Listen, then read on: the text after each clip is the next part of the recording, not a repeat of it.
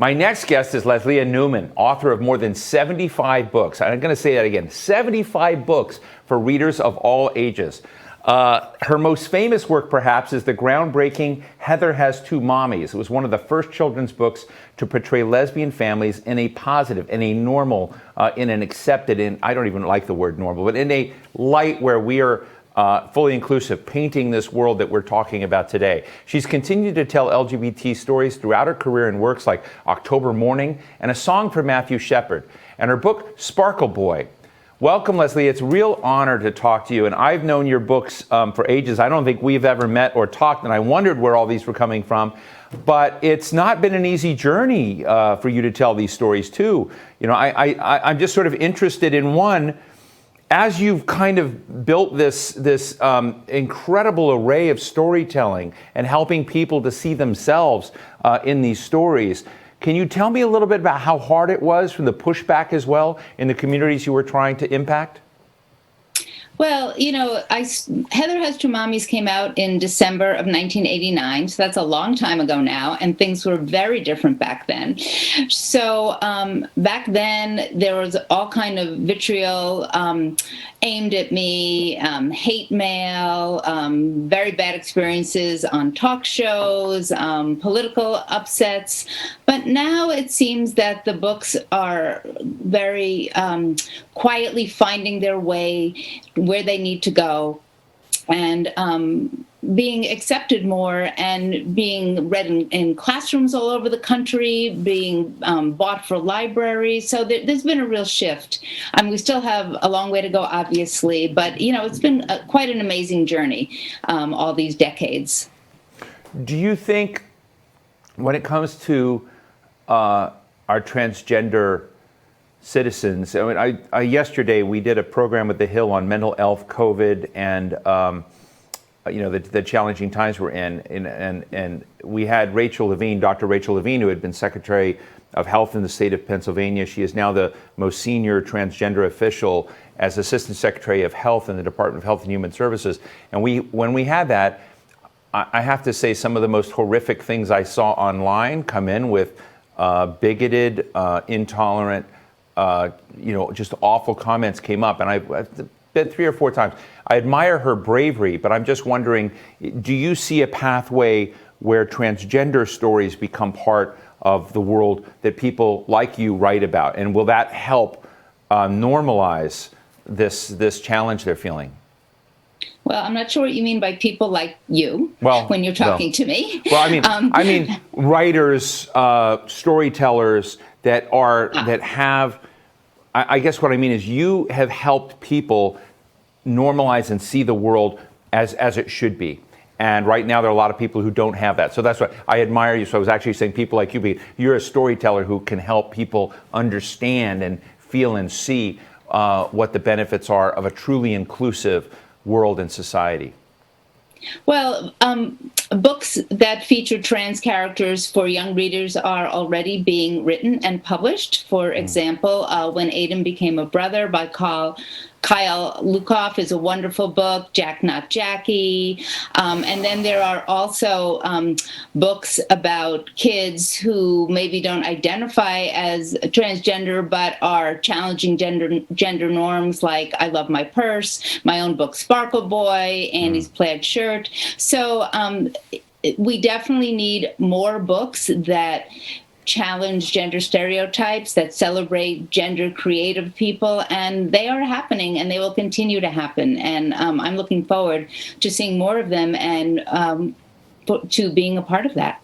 Lesléa, can you also share with our audience the 2 other books? So one A Song for Matthew Shepard, this collection of poems and stories, and I know that you know Matthew Shepard's parents, whom I was honored to meet and interview many years ago. It was one of the most moving experiences in interviews of my life, candidly, but also October Morning.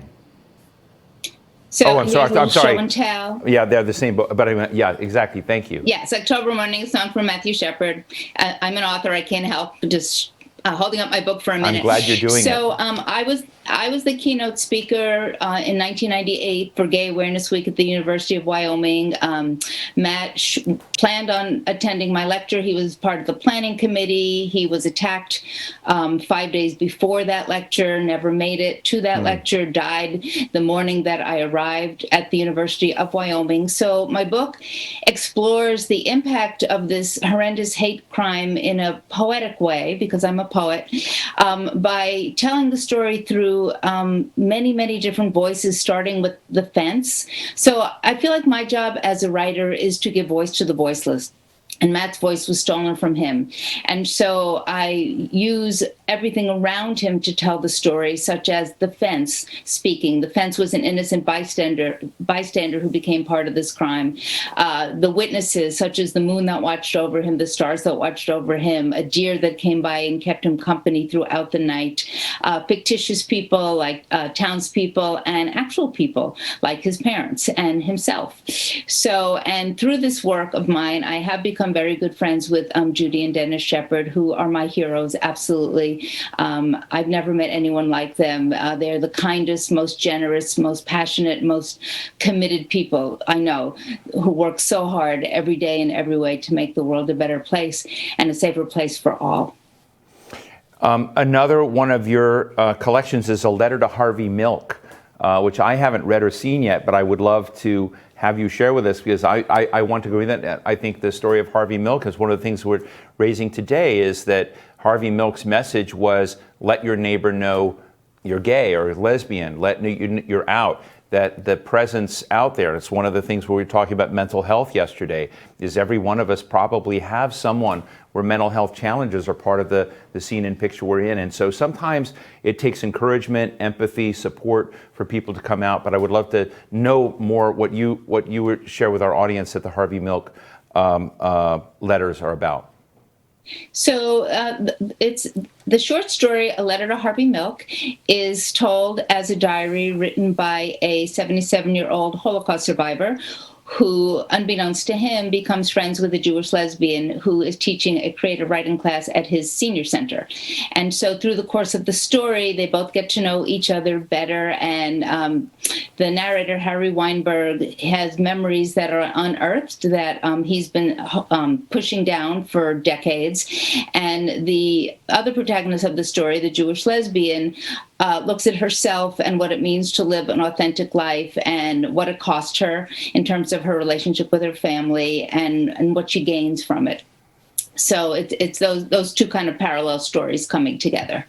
Before we go, but Leslie, I think, one other thing is that many people, whether they're part of the LGBTQ plus community or in other ways, have had challenges in terms of living their authentic life, not feeling safe to do so, having to hide themselves. And, as a member of the LGBTQ plus community, I know directly how painful that is, and what it costs you, and how freeing it is to be your authentic self. And so I feel like my job as a writer and as a human being, really, is to do what I can to make the world a safer place so we can all be who we are and be respected and accepted and celebrated, and not tolerated. I don't really like that word. I tolerate a bad hair day, perhaps, right, or something. But I don't tolerate people. I accept, celebrate, and respect them. Leslie, let me just ask you finally, and I completely agree that I think that the bigotry, the bias that is out there needs a response. And I hope one day that the stories that you outline tell the story, the world that has become, that has evolved towards that. But I know we're not there yet. I know whether it's on dealing with race, it's dealing with discrimination across these issues, that there's so much more work that needs to be done. But there's also a path. So we're talking to a lot of political people today. At one point it was about same-sex marriage. Another time it's about transgender rights in various areas. But as a writer, is there something on the horizon that you think is the next step that's important to sort of try to achieve the next step, both in, I don't like the words tolerate, acceptance either, normalization for all of us? I mean, what do you see as the next challenges an artist and writer that you think we should explore? Well, that's a tough one. I think basically we need to just keep going in the direction that we are going, which is inclusivity across the board. Inclusivity of sexuality, gender expression, racial equality, body size is another one, ability and disability. Just, I think we all need to work together in coalition so that at some point maybe we won't even need any of these labels because we'll just all be human beings. That's what I'm striving for. Well, I love that. Lesléa Newman, author of Heather Has Two Mommies, such a groundbreaking work, and 72 other books, including A Letter to Harvey Milk, and October Morning, A Song for Matthew Shepard. I read that a Letter to Harvey Milk is now an off-Broadway play. Is it still? Well, I mean, I know everything's shut down, but are they planning to bring it back to New York? Because I'm going to go see it. Fabulous.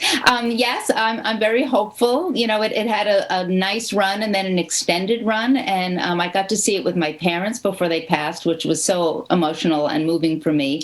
And I do hope that it does come back and continues to have a life. It's a very moving piece of work. Well, Lesléa Newman, thank you so much for taking us on this journey and sharing with us these books. And very grateful that you fought to make sure they are on our shelves. Thank you.